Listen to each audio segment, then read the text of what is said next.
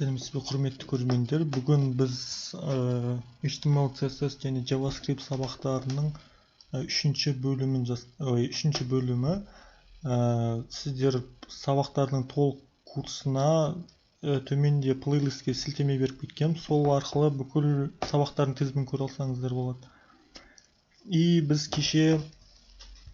өткенгі сабақта біз HTML-дің басын бастап кеттік, және де ол қандай тегтер бар, және де мынау біздің сайттың файлдарын және папкалердің структураларын құрастырып шықтық. И енді бізде мынау бір нәрсе айту естен шығып кетті. Мынау HTML-дің үстіңгі бөлігінде бізде мынандай нәрсе болу керек. Ол былай жазылады: doc type HTML. Бұл нені білдіреді? Қазір мынаны split right, мынаны script ете салайын. И соңында сөйтіп біз меха жазатын болсақ, doc type деген document type дегенді білдіреді. Орысшада тип документі, ал қазақша құжат типі, либо құжат түрі десек те болады. Енді қайсысы мағынасы жағынан дұрыс екенін білмеймін енді. По-моему, типі дұрыс сияқты деймін. И неге именно дәл осылай жазу керек? Өйткені бұл өз сондай обязательно жазып кету керек. И мынау HTML дәл осылай жазылған нәрсе, мынау бірінші строкада мынау жазылған нәрсе, ол осы біздің мынау index.html деген файл HTML технологиясының 5-ші версиясымен жасалған дегенді білдіреді. Егер де біз қазір мына Google-ге жазатын болсақ, HTML деп. Мына htmlbook.ru деген сайт бар. И осы жерде мынаны қарасаңыздар болады. Мына doctype деген бар. Осыны басатын болсаңыздар, мынандай түрлі, мына жерде спискісін беріп кеткен. Мына HTML 5-ші версиясында дәл осылай жазу керек деген. Ал егер де HTML-дің бұрынғы версиялары болса, там 4-ші версиясы, сол кездері былай жазу керек, осы 3 варианттың біреуін жазу керек. И мына жерде не үшін жазып қойған керек? Нелерін жазып қойған, яғни описание неге именно қандай кезде пайдалану керек екенін. И бізде именно мына версиясын жазамыз. Бұл жердегі HTML 5 деген нәрсе, ол просто версиясын білдіреді. Мына 4-ші версиясы, мына 5-ші версиясы деген. Біз үйренгенбіз, барлығымыз мысалға Android, там iOS-тың, iPhone-да постоянно обновлениелер шығып тұратынын. Дәл сол сияқты HTML тілі ол инструмент болғандықтан, яғни разработчиктерге арналған, сайт жасау үшін арналған инструмент болғандықтан, олар постоянно обновляться етіп тұрады. И мынау HTML 5-тің уже шыққанына там 2014-те шықты деймін, по-моему. Содан бері 6 жыл болды. И осы актуальный қазіргі ең соңғы версиясы HTML 5. И біз мынау нәрсе дәл соны білдіреді. И одан кейін кеше біз тағы айтып кететін нәрсе, кейбіреулеріңіз көбінесе бір жерлерден оқыған шығарсыздар или көрген шығарсыздар. Мынау скриптің жанына type тең text JavaScript деп жазып жүретіндер бар.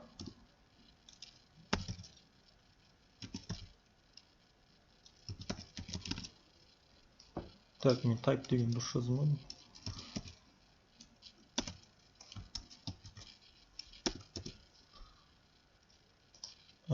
Қазір көре салайық. Что-то мен мынаны уже ұзақ жазбағандықтан уже ұмытып та қалдым. Я дұрыс жазыппын. И осылай жазылатын кейбір кітаптардан может оқыған шығарсыздар, бірақ HTML 5-те именно былай жазылған документтің ішінде былай type деп жазуға болмайды, өйткені бұл по умолчанию HTML 5-те мынау text JavaScript деген, и так та ол JavaScript тілі екенін біліп тұрады автоматты түрде. Яғни орысша по умолчанию дейді ғой. И сондықтан бұның жазудың қажеті жоқ. Просто мына тексттің орнына бұрындары ActionScript және де Basic Script деген бар, по-моему, Visual Basic Script деген VB Script па, или осындай түрлі нәрселер болған, бірақ олар қазір ешқайсысы танымал емес, олар уже істен шыққан нәрселер, яғни бұрынғы технологиялар. Қазіргі негізгі веб документтермен жұмыс жасауға арналған тіл JavaScript тілі, яғни клиенттік бөлікте. Сол үшін мынандай text JavaScript деген жазу не обязательно, ол уже устаревший синтаксис деп айтсақ болады. Сол үшін біз только осылай жаздық. Енді біз сайттың дизайнына көшейік. Біз хидерді жасаймыз деп айтып кеттік өткен сабақта. Енді біз осыған көшейік. Хидер жасау үшін мынау біз көріп тұрғанымыздай мынау блок. И бұл блокты жасау үшін div пен жасасақ болады. Немесе екінші вариант ретінде header деген тег бар. Мен кеше header не екенін айтып кеттім. Мынандай нәрсе ол. Шапка сайта, сайттың басы дегенді білдіреді, яғни header деген осы сөз, переводы осы сөзі білдіреді, яғни сайттың басы немесе үстіңгі бөлігі деген.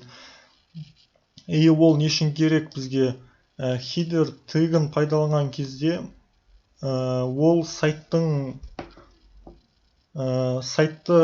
роботтар сканер еткен кезде, робот дегеніміз қазір айтып кетейін. Робот либо бот десек те болады. Біз білеміз, поисковый сайттарды Google күнде пайдаланып жүрген Google бар, Яндекс бар. Бізде Қазақстанда популярны болғанмен, Америкада Yahoo деген бар, осындай поисковый. Потом бір Bing деген осындай поисковый сайттар бар. Бұларды поисковый сайт, немесе осылардың әрқайсысының өзінің боттары бар. И сол боттар осы сіз сайтыңызды интернетке салғаннан кейін сол Google-ге индексировать етуге, осы сайтыңызды сканировать етуге рұқсат беруіңіз керек. Сол кезде ол сіздің сайтыңызды сканировать еткен кезде, егер де сіз мына div деп жазсаңыз, ол бұған особо көп значение бермейді. Ал егер header деп жазсаңыз, онда сіз сол робот осы сіздің сайтыңыз, именно сайтыңыздың басы осы header деп басталатынын білдіреді. То есть ол именно осындай специальный тегтерді пайдалану, ол осы роботтарға, яғни мына боттарға арналып жасалынады. Одан бөлекте, егер де сіз бір жерде жұмыс істейтін болсаңыз, кейін программист болып бір жерге кіретін болсаңыз, ол жерлерде может быть сіз жалғыз емес, бірнеше адамдармен жұмыс істеуге тура келеді. И сол үшін сіз осындай специальный тегтерді пайдаланған дұрыс, өйткені соны сіздің командаңыздағы адамдар header десе, аха, түсінікті, значит, бұл сайттың басы ғой, яғни шапкасы ғой дегенді сразу түсінеді. Одан бөлек сіз егер жалғыз өзіңіз жұмыс істесеңіздің өзінде, егер де сіз сайтыңызды істеп алып, одан кейін жұмыстан шығып кетсеңіз, сізден кейін келген адам сіздің сайтыңызды сразу ақтарып отырып, header дегенді көріп, сразу шапка екенін түсінеді. И одан бөлек footer деген тег бар.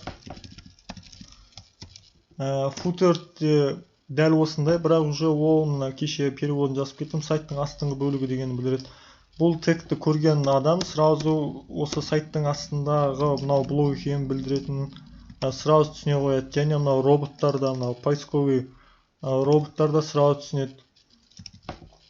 Сондықтан бұл header, footer дегенді пайдаланған дұрыс шешім болып табылады, чем div-тен гөрі. Яғни бұлардың да екеуі бірдей, мысалға headerдің орнына div-ті пайдалана берсең де болады, ол без разницы. Бірақ сол бүйтіп жазатын болсаңыздар, онда роботтар дұрыс түсінбеуі мүмкін, и сіздің командаңыздағы адамдар сіздің сайтыңызды түсінбей қалуы мүмкін. Егер де сіз жұмысқа кіретін болсаңыз, ол жерлерде обязательно сізден сондай талап етеді, там барлығын дұрыс түсінікті қылып жазу үшінші, чтобы андай басқа адамдар сіздің кодыңызды түсінуге ұзақ уақыт кетірмей үшін. Сөйтіп біз енді header деп жазамыз. Одан кейін Visual Studio Code'да мынандай нәрсе бар, emmet деген. Emmet деген ол мынау нәрсе, мысалға мен headerді бүйтіп ашып жазып жүрмін ғой. И осыны бүйтіп жазбайық, бүйтіп жазсақ та болады, мына header деп жазатын болса, мені өзі автоматически мынандай emmet abbreviation деп тұр мына. И осылай тұрған кезде enter бассақ, сразу ол header деген тегті жаза салады. Егер де біз мысалға осы headerдің ішінде мынандай div деген блок бар десек, онда осылай жазып, мынандай стрелка қойып, div деп жазамыз да, и enter бассақ, міне сразу біздің орнымызға сразу код жаза салады. Немесе мысалға мынау біздің сайтта бір 5 блок болса, div көбейтілген, мынау көбейтілді деген білдіреді жұлдызша, и 5 десек, яғни 5 блокты сразу біздің орнымызға жазып береді. Бұның плюсы, сіз просто код жазуға ұзақ уақытты жұмсамайсыз. Кез келген сайтты жасар кезде, мына жерде 20 строка код болса, толыққанды бір сайтты жасау үшін сіз бірнеше мыңдаған код жазуға тура келеді. Сол үшін уақытты дұрыс пайдалану осы эмметтің арқасында дұрыс тезірек код жазуға септігін тигізеді. Сол үшін эмметті ұмытпаңыздар, мынау эммет деп ключевой сөз жазып кеттім. Бұның одан бөлек негізі көптеген түрлері бар, андай осындай ережесі. Егер Google-ға emmet дегенді поискқа жазатын болсақ, мына emmet.io деген шықты сайт. И мынада documentation-ге кіреміз да, мынау синтакс дегеніне кіретін болсақ, мына жерде түрлі нәрселер тұр. Мысалға, қазір мынау сайтта бізде header бар, потом footer бар деп жазатын болсақ, мына сразу екі тегті біздің орнымызға жазып берді. Егер де мысалға div бар, оның ішінде span бар да, оның spanның саны 5 span болса, онда міне div сразу 5 span жазып берді. Бұл қалай айтсақ болады, бұл уақыт үнемдейді, неғұрлым. Сондықтан осы сайтта да мынау emmet.io-ға кіріп, осының ережелерін оқысаңыздар болады, бірақ өкінішке орай бұларда орысша либо қазақша переводы жоқ ау деймін, по-моему.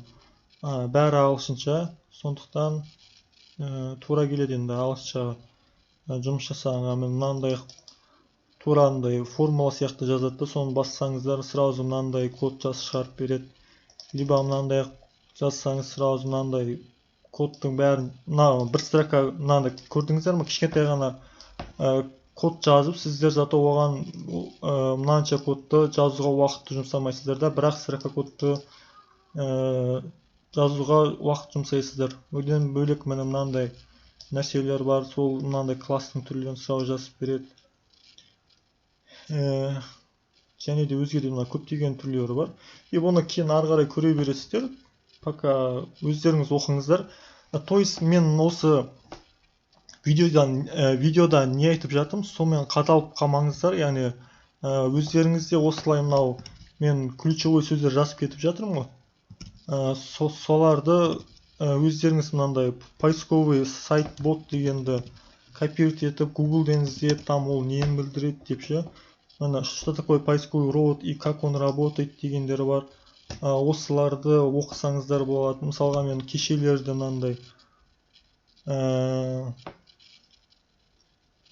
мынандай так қайсысын айтып кетсек болады, міне image дегенді алатын болсақ, онда Google-ге жазсыздар да image деп, сол кезде сразу мына tag image деген шығады. Мен кеше сіздерге просто src деген ғана нәрсесін айтып кеттім, мынандай source деген. Одан бөлек ода не только мынандай түрлі атрибуттар бар, мен сіздерге мынаны ғана айтып кеттім. Одан бөлек мынандай бірнеше атрибуттары бар, соларды да оқи беріңіздер. То есть мен бұның бәрін жеке-жеке түсіндіретін болсам, онда біздің сабағымыз өте ұзаққа созылып кетуі мүмкін, там 100 или 200 шақты сабақтардан тұруы мүмкін. Сол үшін мен уақыттың бәрін жеке-жеке бәрін түсіндірмей, сіздерге жалпы логикасын түсіндіріп кетем. Ары қарай өздеріңіз осылай оқып ізденген дұрыс. Менің видеода айтқанымен қадалып тоқтап қалмаңыздар ешқашан. И біз енді мынау хидерге көшейік енді. Бізде хидер бар. Енді қараңыздар. Хидердің ішінде мынаны екі түрлі блок ретінде қарастырсақ болады. Қазір қалай көрсем болады, мынаны презентационный режимде көрсеткен дұрыс ау деймін. И қазір мынау ашылып болсын.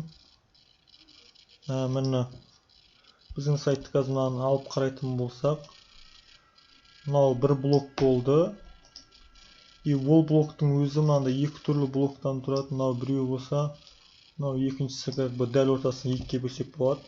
И біз, значит, бітеміз. Хидер, оның ішінде екі блок жазамыз. Жаңағы emmetті пайдаланамыз. Header и оның ішіне diff'ті жазамыз. И көбейтілген 2 дейміз де enter бассақ, міне сразу бізге екі түрлі нәрсе жазып берді. И біріншісіне біз бағана айтып кеттік. Бағана деп, кешегі урок, өткендегі уроктарда span деген тег бар деп, тексттерге арналған, соны біз span деп жазатын болсақ, и осының ішіне alternate жазамыз.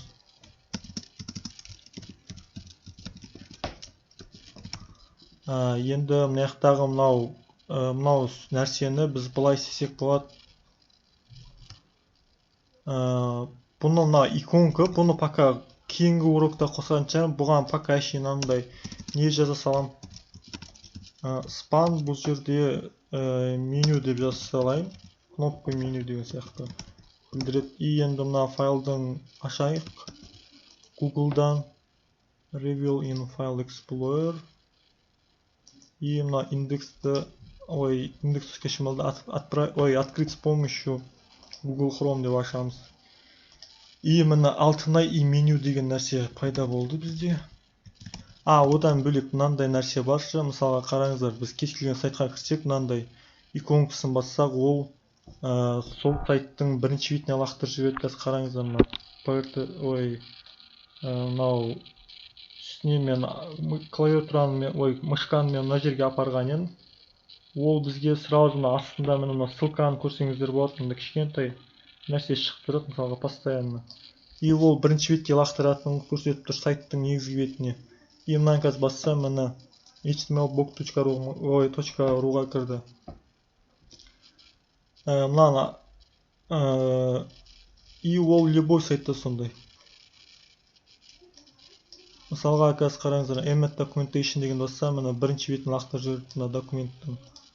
Одан бөлек мысалға мынау, бұл енді фигма, білмеймін енді. Қазір мысалға Қазақстанның сайттарына кіре салайық. Nord.kz-ге кіретін болсақ, и мынау бір все новостида жүрсек, мынандай бір бетте, бірақ егер мынау логотипін бассақ, онда бірінші бетке лақтырып жібереді. Сол себепті де бізде мынау алтынай деген жазуды біз span ретінде емес, ссылка ретінде алу керек. Мен оған мынандай тег жауап береді, деген.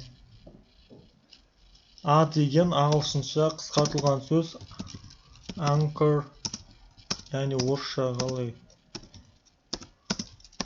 якір болады. Қазақшада, по-моему, якір аудим. Якірдің қазақша переводын білмеймін. Якір деген просто бұрынғы HTML-дің бастапқы версияларында біз ссылканы бір парақтан, бір HTML файлдан екінші файлға ссылка істей алмайтын болған. Бірақ қазір кейінгі HTML-дің версияларында осындай нәрсе, мынандай ссылкаға біз келесі бір өзге документтерге ссылка бере аламыз. Бірақ ең бірінші HTML-дің басында 90-шы жылдары ондай нәрсе болмаған. Сондықтан олар только әшейін бір документтің ішінен бір-бірінен бүйтіп көшіп жүрген. Егер де мысалға қазір мынау қандай сайт бар екен ондай.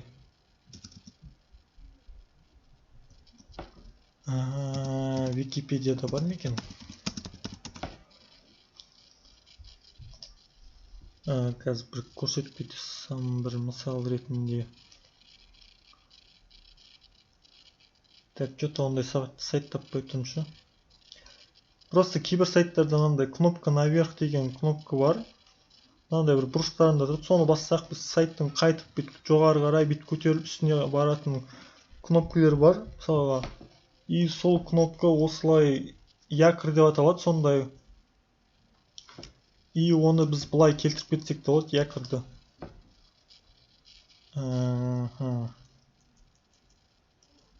Так, мен қазір оны жазу үшін былай істеу болады.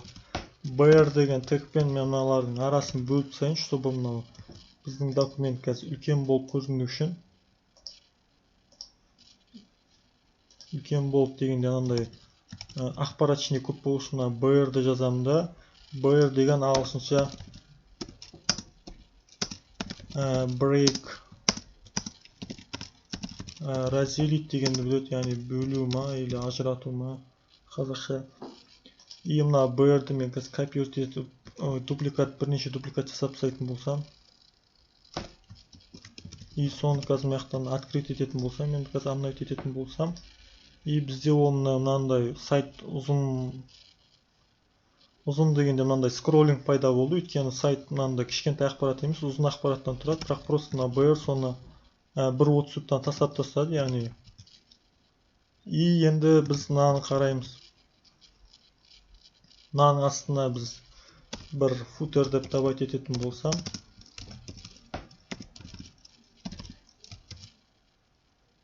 мынаны footerді бүйтіп жазған дұрыс, негізі footer дейсіздер да, enter бассаңыздар, уже өзі сразу emmet сіздің орныңызға жазып береді. И мына жерде footer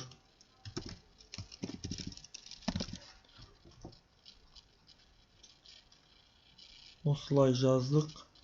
Енді мынау ссылканы біз сайттың өзінің ішінде, яғни мынау бір документтің ішінде бір-біріне ссылканы былай береміз. Footer дегенге былай берсек болады. Footer и сохранить.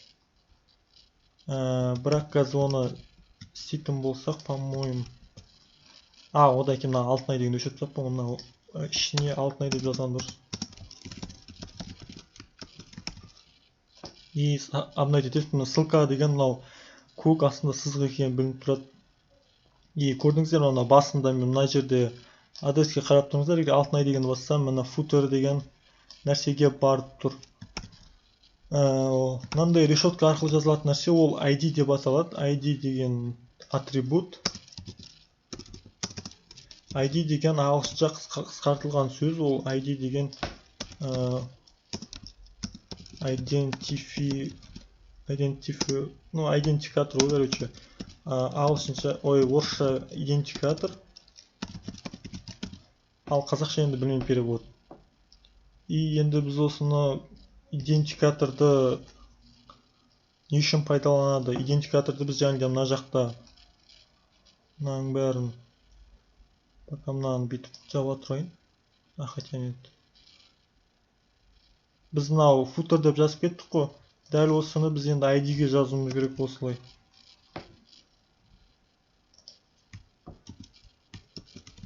И енді қазір мына обновить етіп не қылатын болсақ, енді алтынай дегенді басатын болсам, мен астында footer дегенге бірден мынау скроллинг жасап кеттім, мына қараңыздар, егер мынаны барып, мынау басында тұрса, қазір мына жағын көріп тұрсыз, сол басында екен сайттың. И енді алтынай деген бастақ сразу астына түсіп кетеді мені. Мына қайтып барып бассақ, сразу астына түсіп жатыр. И осыны біз якорь деп атайды, типа андай документтің ішінде бір-біріне ссылка арқылы осы мынау бір index.html деген документтің ішінде бір-біріне короче, қандай бір жерден екінші жеріне көшу, солай якорь деп аталады.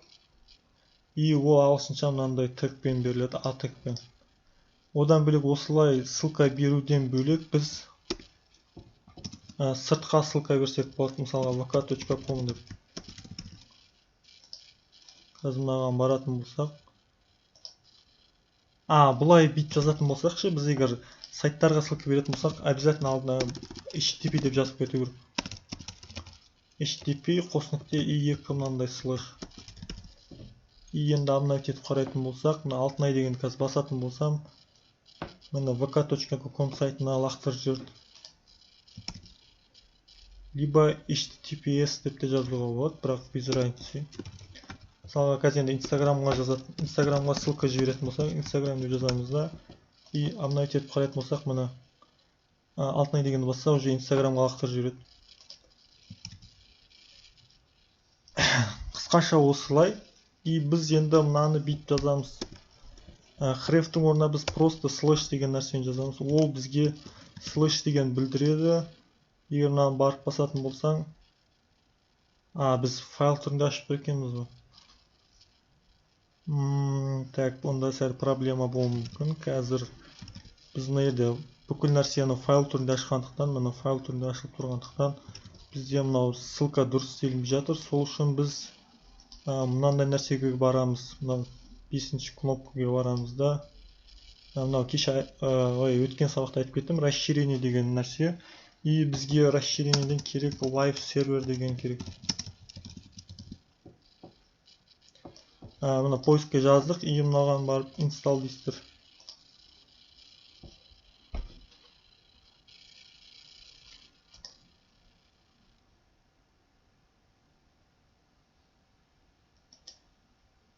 Так, орнатылып болды.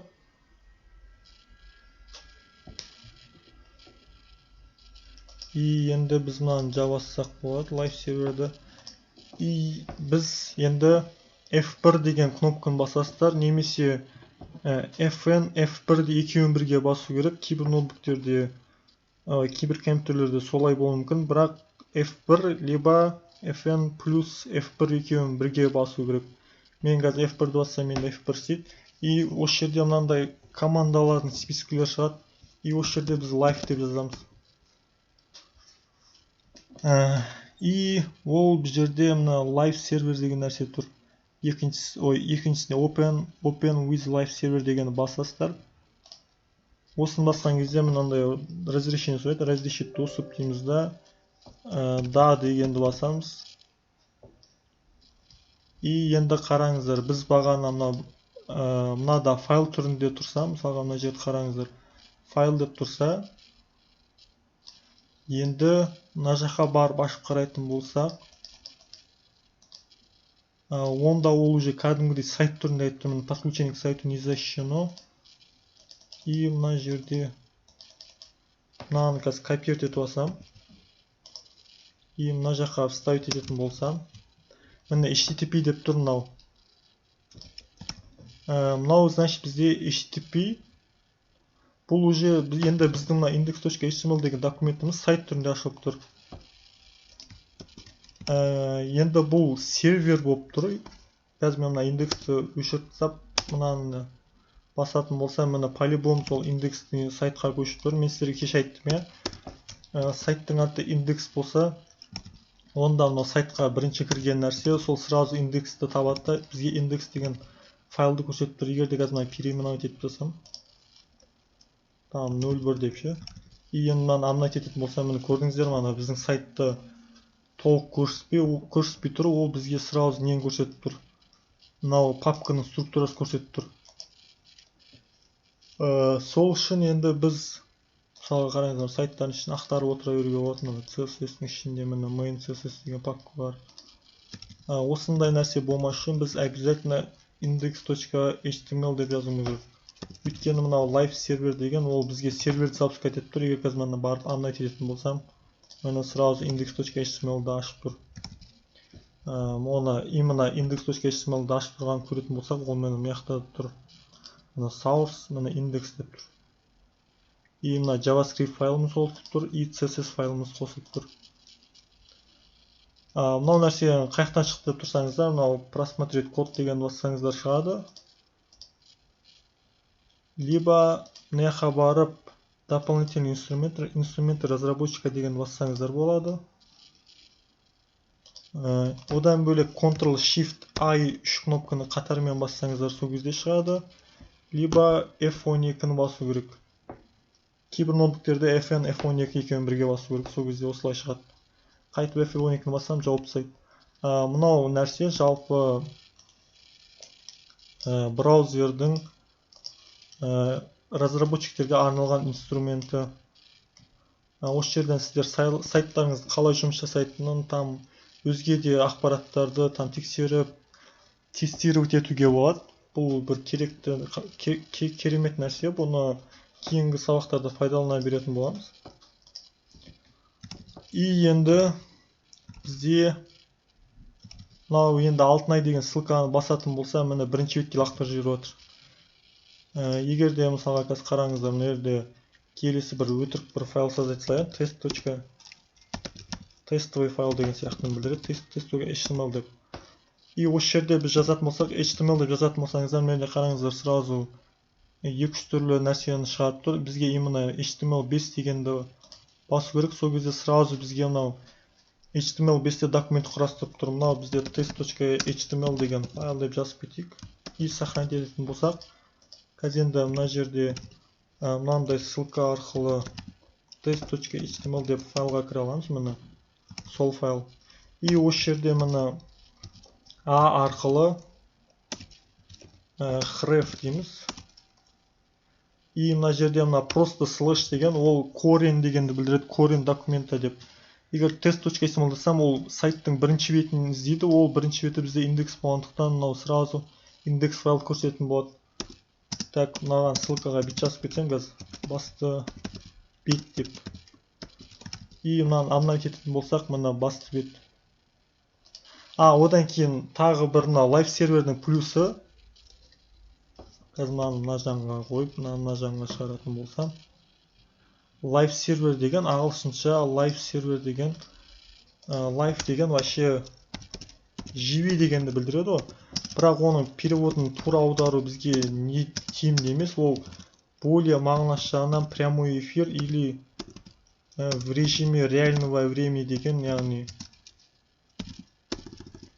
в режиме реального времени деген де білдіреді, яғни осы сөзді. Ол бізде қараңыздар енді, ол нені білдіреді? Егер біз бағана мынау сайтты қараңыздар, мен Алтынай деген тексті барамында басқаша бірдеңе жазып тастасам и сақтайтын болсам, мен мына жаққа барып, оны барып обновить етпесем, мынау результатын көре алмаймын. Мысалға, егер қазір менюдің орнына басқаша бірдеңе жазып сақтайдым да, қайтып мына жаққа барып, осы ava деген сөзді көру үшін менюдің орнына мына жаққа барып қайтадан обновить деп басам. И осылай қайта-қайта әртүрлі нәрселерді баса бермеу үшін біз осындай лайв сервер орнаттық. Ол в режиме реального времени біздің сайтты өзгертіп отырады. Қазір қараңыздар, мысалға мынау басындағы нәрсе Алтынай деген сөзді қайтып обратно жазып мынау файлды сақтайтын болсам, мені көрдіңіздер ме, уже автомат түрде біздің орнымызға осы нені обновить етіп тастады. Қазір енді avaның орнына меню деп жазатын болсам, ол мені сразу автомат түрде обновить етіп тастады. Қазір никогда не переводит этот сайт дей салайын. И егер де қазір мына жерге тағы да бір сөзді қоссам и сохранить ететін болсам, мені сразу мына жерден обновление болады. Осы лайв сервердің бір плюс артықшылығы сода, осылай әр не сайын, әр өзгерткен сайын барып мына жақта мына кнопканы басып жүре бермеу үшін біз сразу осылай жазамыз. Так, енді келесі нәрсе бізде мынау сайт. Алтынай меню деп көріп тұрсыздар, дизайны онша емес. То есть бұл простой HTML болғандықтан біз мынандай әдемі түрде жасай алмаймыз. Онлай жасау үшін біз CSS файлды ашу керек. И CSS файлды қазір жанына ашайын. Split left. То есть наоборот істеу керек еді. Split right. И міне бізде мынандай нәрсе бар. Мынандай біз мыналарда тег, мынандай a деген div, header, body, head, title, link, meta, html. Бұлар тег, ал мынау ішіндегі charset дегендер, lang, rel дегендер, href дегендер атрибут екенін айтып кеттік. И значит біз одан бөлек тағы да бір атрибут бар, ол класс деп аталады. Класс деген, мысалға мына класстың атына біз әшейін бір кез келген сөз жазсақ ма, we деген. И бұны жазсақ, бұл бізде мынау CSS файлымыздан ішінен осындай свойствоны іздейді. Осындай селекторды іздейді. Селектор дегеніміз HTML-да біз мынандай точка арқылы жазылады. Егер мына жақта класста we деп жазылатын болса, біз онда CSS файлдың ішінде .we деп жазуымыз керек. И осыны ашып қарайтын болсақ, и осы жерге қазір мен артына қызыл түс берейін. Оны background color red арқылы береді. Енді қазір сайтымызды қарайтын болсақ, мынаны өшіріп тастайық, мына қызыл түске боялып тұр. Так. И бұл қалай боялды деген сұрақ туындайды. Бізде мынау үстінде міне CSS файл қосылған, и ол сразу HTML мынау класс we дегенді көреді да, и соның ішінен бізде Осы мынау we-ді тауып алады, мынау CSS-ның ішіндегі. Мысалға мен мына жерге бір well деп бір қате жазсам, сөйтіп оған background color так aqua деп көк түс па осындай түс берсем, онда оны апдейт етіп болсақ ол өзгермейді, өйткені мынау selector класстың аты, мынау класстың аты we болғандықтан ол именно только на we деген .we деген іздейді. И осы мына .we деген нәрсе, .we деген нәрсе ол бізде selector деп аталады. Selector ағылшыншада, орысшада selector болады. По-моему, қазақшада selector болуы мүмкін. И ол не үшін керек? Ол бізге осылай CSS свойстволарға түс беру үшін керек. Ой, то есть қызыл түске бояу үшін керек. И одан бөлек біз былай істесек болады. CSS дегеніміз осы мыналар selector деп аталады. Мына өзі екі-ақ бағанағы біздің HTML мен HTML-ді тег пен атрибуттар секілді свойствода да екі-ақ нәрсені білген дұрыс. Ол мына бірінші selector'ды білу керек. Яғни бұл класс түрінде жазылған мынақта. И одан кейін мынау нәрсе background color деп жазылған нәрсе. Екінші нәрсе ол свойство деп аталады. Мына жаққа жазатын болсақ, мынау CSS деп жазып қойыншы, чтобы түсінікті болу үшін. CSS selector. Ал екінші нәрсесі ол CSS property, свойство CSS.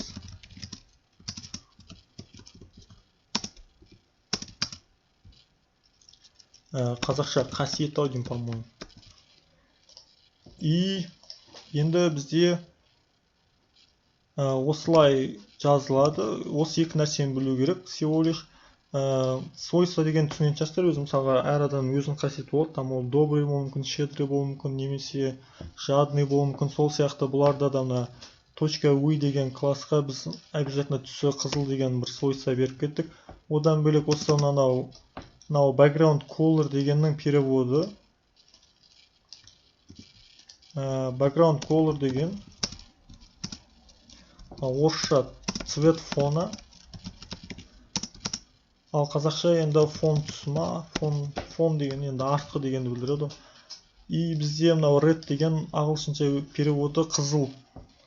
Ой, қызыл деп жазылады. И біз осыны былай да берсек болады, типа егер мынау .we деп емес, мынаға үстінен апаратын болсам, мына element class mid деп осылай жазу керек деген, selector specify деп. И одан бөлек мынандай точка арқылы емес, былай сразу сол тегқа сразу берсек болады. Мысалға бізде body бір-ақ жерде кездеседі. Мысалға сразу мен bodyға да сондай нәрсе беріп кетсем болады. Бірақ тегқа стиль беру үшін біз body деп кәдімгі тегтің атын жазуымыз керек. Ол кезде мынандай класс деп жазудың қажеті жоқ, өйткені ол сразу мынаны алады да осыны алып осыған түс береді. Егер қазір қараңыздар, мынау background color деймін да, black десем, black деген ағылшынша черный. И міне көрдіңіздер ме, арты черный түске айналды. Егер де мынаны қазір бар yellow деген сары и сохранить ететін болсам, міне сарыға айналды. Green деп не қылатын болсам, міне жасылға айналды. И одан бөлікте түстер аттарын жаза беруге болады. Мысалға мына жерде A десең өз бүкіл несі тұр. Мына azure деген түс сәл бір синилау түс. Синий түс, полный синий болса blue деп жазу керек. Либо болмаса қоңыр түсті беретін болса gray деп жазуға болады. И бұл background colorға біз обязательно түстің атын ғана емес, одан бөлек біз оған мынандай 16-лық санау жүйесінде түстердің несін берсек болады. Мысалға мынау ақ түс, мақыл ақ емес, қара дейін. Мынау black деп жазып кететін болсам, и осыны қазір астына дәл солай background color, мынаны комментарий етіп жасайын. Комментарий деген нәрсе CSS HTML-да да бит жазылады. Былай Бұлай жазсақ болады. И бұл нәрсе орындалмайтын нәрсеге қараңыздар, және де мен мынау black деп жазылып тұрды да, бірақ сақтайтын болсам мына по-любому черный түске айналмады, өйткені мынандай комментарийге жазған соң бұл орындалмайтын код болып табылады. Бұл просто бұндай комментарийлер не үшін керек? Егер де қазір мынаны қайтып өшіріп тастайтын болсақ, бұл комментарийлер в основном мынандай үшін керек, типа сіздер бір командада жұмыс істеген соң оларға комментарий деген өзінің переводы түсініктеме деген береді. Түсініктеме жазып кетуіңіз керек. Body деген типа сайттың артқы түсі деп мынандай ше. Артқы түсі мынандай болады деп жазып, мынау астына барып кетсеңіздер, мынандай қылып ашып, мынау жабу керек обязательно, дәл осындай слэш жұлдызшамен жазылады.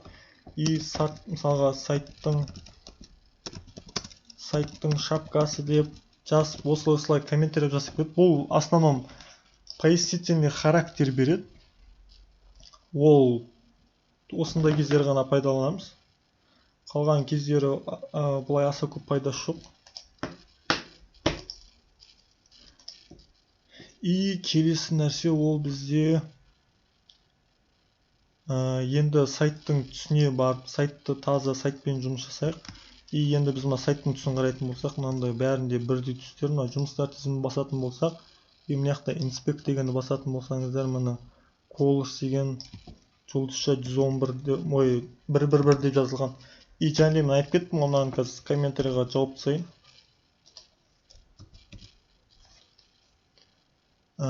И енді мына жаққа барып жазатын болсам, қазір background color, мына emmet пайдаланып сразу жазсақ болады. И бұл жерде жазсақ, қазір түсті одан бөлек былай берсек те болады, 0000 деген 6 цифрдан тұратын. Бұны 16-ричный түс беру деп аталады. Бұл просто мысалға мынандай black дегендер в основном только осындай бүкіл түстің аты жоқ. Егер біз сайтқа любой түсті беретін болсақ, онда ол үшін осындай 16-лық санау жүйесіндегі түс деп аталады. Бұны мысалға мерден өзгерте сақты болады, мынандай қызылға, одан да бөлек түрлері бар. Мынаны қазір үстіне қаратын болсақ,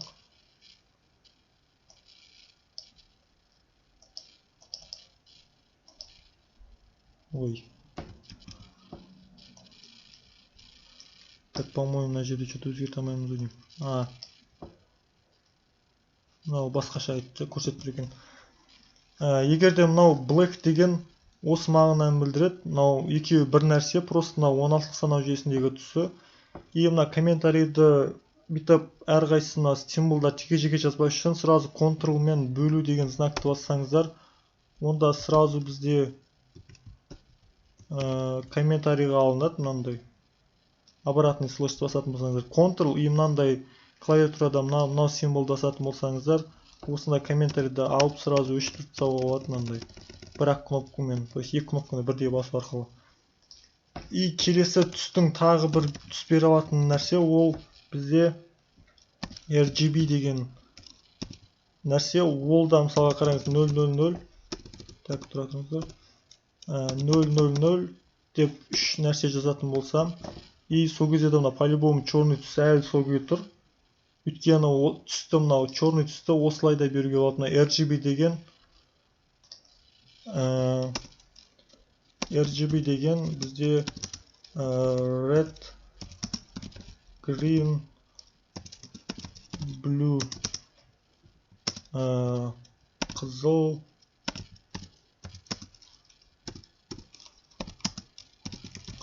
жасыл, көк. Қызыл, жасыл, көк деген білдіреді. Егер де мысалға Google-ден іздейтін болсаңыздар, RGB деген осы кез келген түсті осы үш түспен қосып алсаңыздар болады. Мысалға қараңыздар. Ана ақ түсті алу үшін, жоқ, ақ түс емес. Короче, осына үш түсті қоссаңыздар, кез келген түсті алуға болады. Егер қараңыздар, мынау қызыл мен жасыл екеуі қосылған кезде сары түс пайда болады. мынау көк түспен мынау қызыл түс қосылса розовый түс пайда болады. Мынау жасыл түспен көк түс қосылса синий түс пайда болады. Сондықтан да біз осындай әртүрлі түстерді бір-бірімен араластыру арқылы біз мына үш түсті, яғни қызыл, жасыл, көк түсті бір-бірімен араластыру арқылы біз кез келген түсті алсақ болады. Мысалға жәдімерге 78 деген цифрды, 75 деп цифрды жазатын болсам, мына қызыл түске айналып кетті. Егер де там 16 деп жазатын болсам, мынандай қоңыр, мына жағына 20 десем, жасылға айналды. Мына жағына 59 десем, көкке айналды. Бірақ бұл цифрлардың саны 0 мен 255-тің арасы ғана. Өйткені одан артық значение қабылдамайды. Ең сол 255-шісі ол ақ түс, ал 0-шісі қара түс. Егер қараңыздар, сақтайтын болсам, мына ақ түске айналды. Ал егер қазір какой-то бір 255-ті там 220, әшін просто 20 деп жазасам, мына розовый түске айналды. Мына жерге там 90-ға дейін жазатын болсам, мынандай розовыйға айналып кетті. Қазір мына жерге бір 150 деп жазатын болсам, бұл да розовый ауысқан жоқ. Значит, мына алдына егер қазір 45 деп жазатын болсам, көкке айналды уже. Мына артынан 0 деп жазатын болсам, жасылға айналды. Осылай түрлі цифрларды қоссаңыздар болады. Мысалы, қазір мерге 257 десем, ол ошибка береді. Так, мынау что-то. Міне көрдіңіздер ме, мерде цифр шықпай тұр, значит, ол ошибка негізі. Бірақ мына браузер дұрыс отображать етіп тұр, бірақ ешқандай что-то ошибка көрмей тұрмыз біз. Негізі бұлай жазуға болмайды олай. Только 255-ке дейін ғана. Мысалға кез келген RGB'ді көрсеңіздер, қазір мынандай Google деңіздек Википедиядан қарасаңыздар да болады, по-моему.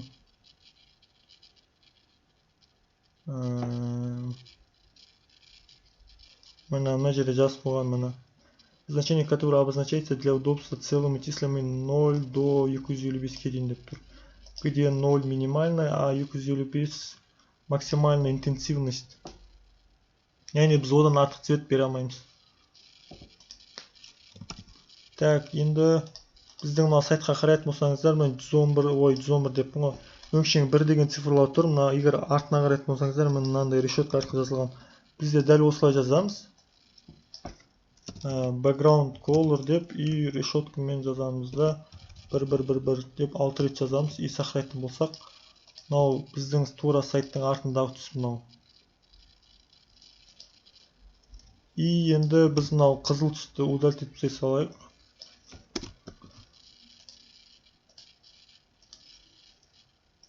Енді мына черный түске айналды. Одан бөлек мынау келесі бір CSS свойства бар, ол color деген береді. Color деген бізде тексттің түсін береді. Егер background color артқы фонның түсін беретін болса, онда мынау алтынай деген жазу, меню деген жазу жерде көрінбей тұр ғой. Соны ақ түске беру үшін біз 000 деп береміз. Осы 00 деп бұны FF деп жазылады. И осыны не алатын болсақ, мына ақ түске айналды. Бірақ та егер біз мына қараңыздар, алтынай деген по-любому көк түс болып тұр, жерде көк түс. И оны просмотреть код деп қарайтын болсақ, мына алтынай деген тауып аламыз осы жерде, мына header div, оның ішінде мына алтынай деген басатын болсаңыздар, и мына жағына қарайтын болсаңыздар, styles деп тұр. Мынау жағында. Мынаны қазір бүйтіп үлкейтсек мына. И біз мынандай түс беріп кеттік қой. Мына body деген классымыз көрсетіп тұр. Бірақ одан бөлек мына main CSS деген файлдың ішінде деп тұр да. Біздің стильдеріміз. Одан бөлек мына жерде өзге де тағы да бір стильдер қосылып тұр. Бұл не стиль деп сұрайтын болсаңыздар, мына user icon style sheet деген. Ол мына Google Chrome'ның өзі добавить етіп жатқан стиль. И біз осы стильді жойып тастау үшін біз былай жасауымыз керек. Мына жерге A деген тегқа стиль беру үшін A дейміз да, color. И мына жерде мынаны алып кетсек болады. Міне сол кезде ақ түске айналды. Одан бөлек мынандай text decoration underline деп тұр.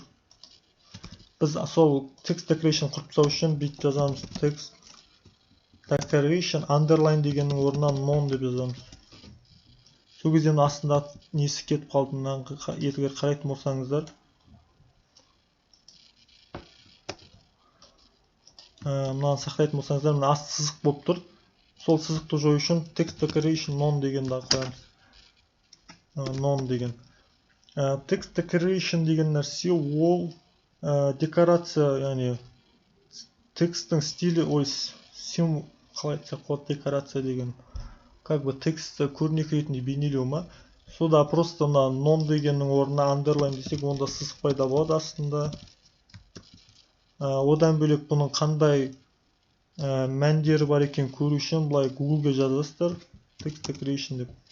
Мына htmlbook деген сайт .ru деген сайттан қарайтын болсаңыздар, оның бірнеше несі бар, мынандай overline деген нәрсе бар екен. Overline деген көресіздер жазып. Underline'нан бөлек overline деген де бар екен. Оны жазып қарайтын болсаңыздар, мына сызық астында тұрса, ол overline деген үстіне лақтырып жіберді. Одан бөлек тағы қандай бар, мына жазып қойған жерде, мына blink устанавливает мигающий текст депті. Секунду, потом вновь появится на прежнем месте значение настоит. Так, blink деген, по-моему, істемейді деген ғой, бірақ оны не поддерживается деген. Мына браузерлер дұрыс көрінбейді. Мына егер line throw деген мәні бар екен, оны мына жаққа апарып қоятын болсақ, ол мәні бізде мынандай бетін сызып жатыр. Тағы да қандай түрі бар? Болдау дейме? Осы үш түрі бар, яғни мына былай астынан сызуға болады, үстінен сызуға болады, немесе ортасынан сызып тастауға болады. Бізде просто ешқандай сызық болмайсын десек, none деп жазуымыз керек. И енді қараңыздар, біздің сайт более-менее дұрыс келе жатыр, бірақ енді қарайтын болсаңыздар, мына жерде бір отступ тұр, яғни мынау алтынай деген меню деген неға жабыспай тұр. Мына жерде мынандай бір отступ тұр, бір-біріне жабыстырмай тұрған. Ол нәрсе де оны осы Google браузер давать етіп тұр. Просмотреть код десек, мынау body'ға апарсақ, мына body'да мынандай нәрсе қосып тұр. Мына user agent style sheet margin 0 деп тұр. Ой, margin 8 пиксель беріп тұр. Margin бұл жерде 8 пиксель емес, бізге 0 беру керек. Сол кезде мына жабыспайды. Одан бөлек HTML-де қарау керек. Так, мынау по-любому өшпей тұр. Мен margin 0 деген аға давать етіппін ғой. Margin 0-ді біз body деген margin 0 деп body'ға давать етсек, енді мына текстіміз жабысты мына жерде. Мынаны қазір увеличить етіп қарайтын болсақ, мына по-любому мынау жабысып тұр, яғни ешқандай отсу жоқ. И енді бізде келесі керекті нәрсе, ол мынандай екі жақта тұру керек. Ондайды қалай береміз? Так, енді мынаны сәл split right деп оң жаққа қойып, ал мына index.html-ді сол жағында қоямыз да. Енді мынаны we емес header деп берген дұрыс, өйткені мынандай ойға келген атты қоя берген ол болмайды, өйткені бізде сізде командаңыз дұрыс түсіне білу керек. Мына класс именно қандай классқа тиесілі екенін, не істейтінін, header деген шапка сайты деген білдіргендіктен сразу ол түсінікті болып табылады қарапайым қолданушылар үшін.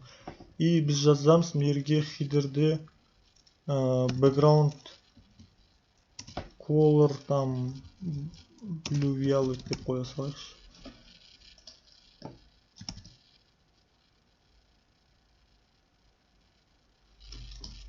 И мына headerде сақтамаппыз. И мына бізде мынандай меню тұр. И мына жерде мына екі жағында бөлік тұр, яғни қарайтын болсақ. Мына меню деген мына жағында тұр, ал мына алтынай деген жазу мына жағында тұр. Оны бір-біріне ажырату үшін біз display деген бар. И осы жерге flex деп жазуымыз керек. Display деген ағылшынша показать дегенді білдіреді. Показать, көрсету қазақша.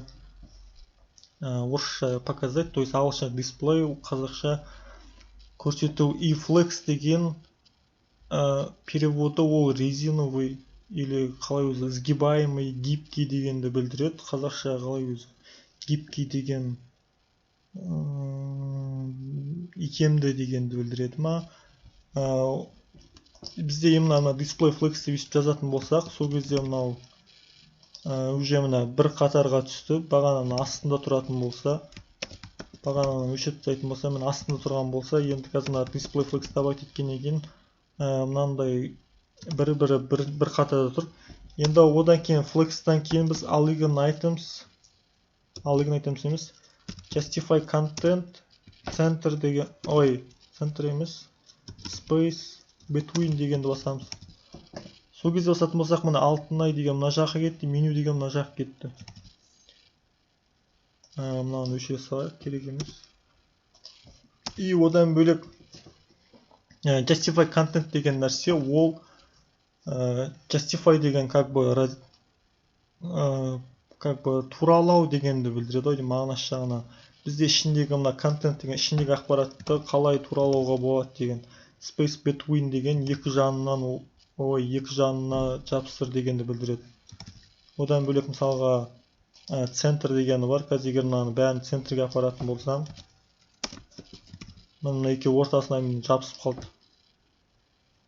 Ал егер де мынау space between дегенді қоятын болсақ, онда мына екеуі екі жақ кетті. Так, енді более-менее приближенный вариантқа келе жатыр.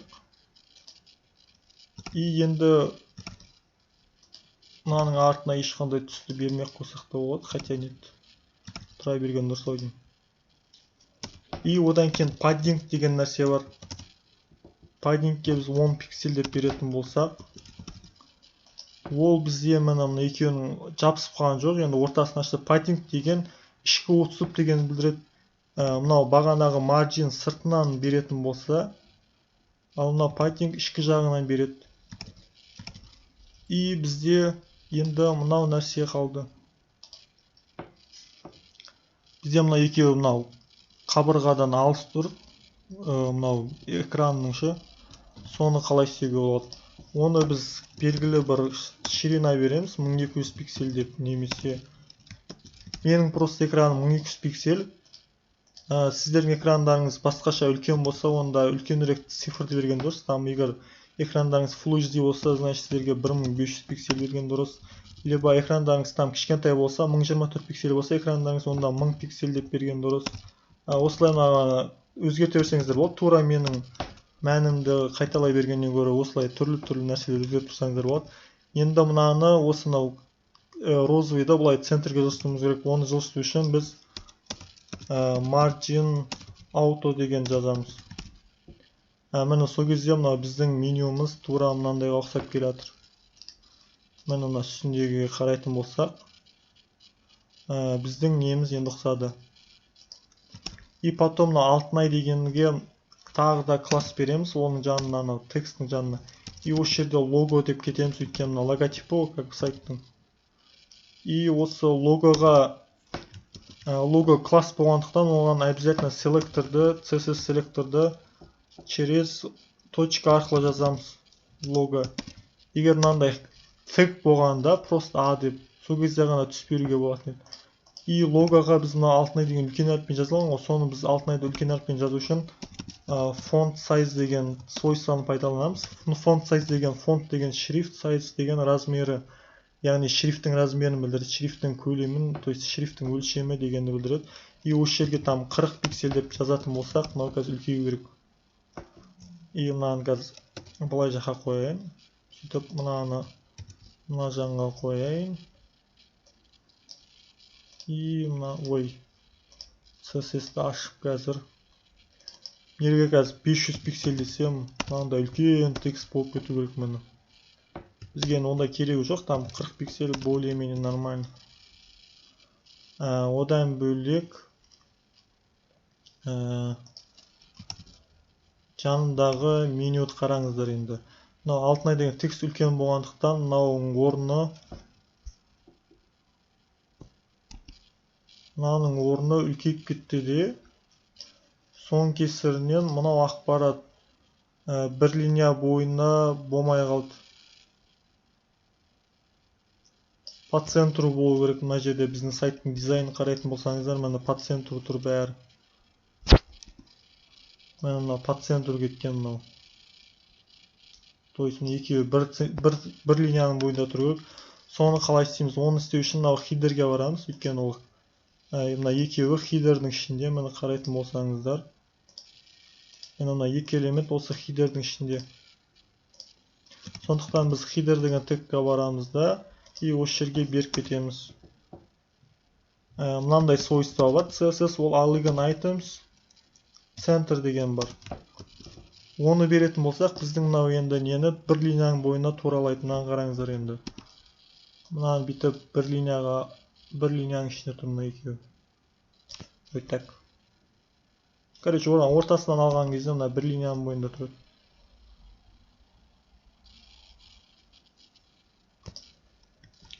Жалпыша осылай бізде мына жерде меню почти дайын, мына түсі несі. И просто енді мынаның артындағы цветті өшіре саламыз. Бізге артында цвет керек емес оған. Мына алтынай меню деп тұр. И менюді біз бітсек болады.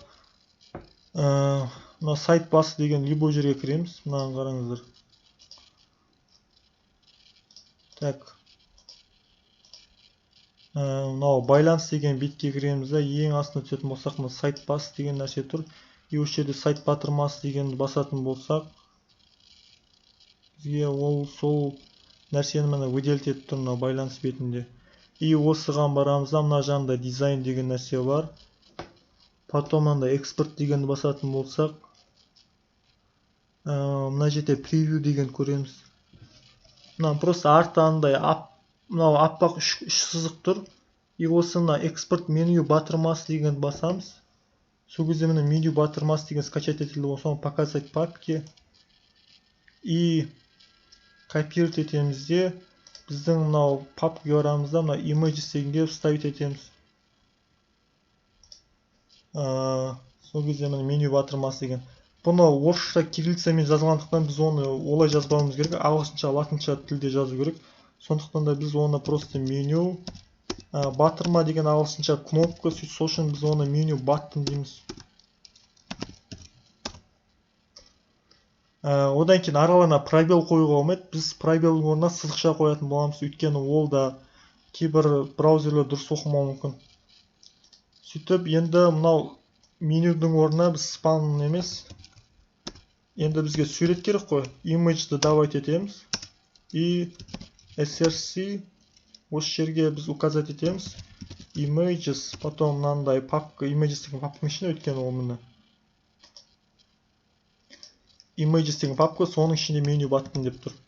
И потом меню сызықша button.png дегенді ұмытпау керек. Осылай жазғаннан кейін біздің сайтымызға қарайтын болсақ, мынандай кнопка шығып тұр. Енді қараймыз енді. Біздің дизайнда, сайттың дизайнында мынандай мынау хидеріміз. Енді мына жаққа кіретін болсақ, міне ұқсады ма? Бұл біздің хидерімізді істедік, яғни сайттың шапкасын істедік. Енді келесі сабақта мынау астындағы футерін істейтін боламыз. Қазір уже видео футерін істейтін болсақ, футер сәл қиындау сияқты, ол вообще ұзаққа созылып кетуі мүмкін. Сол үшін пока осы да бүгіндікке жетеді. Келесі кездескенше сау болыңыздар.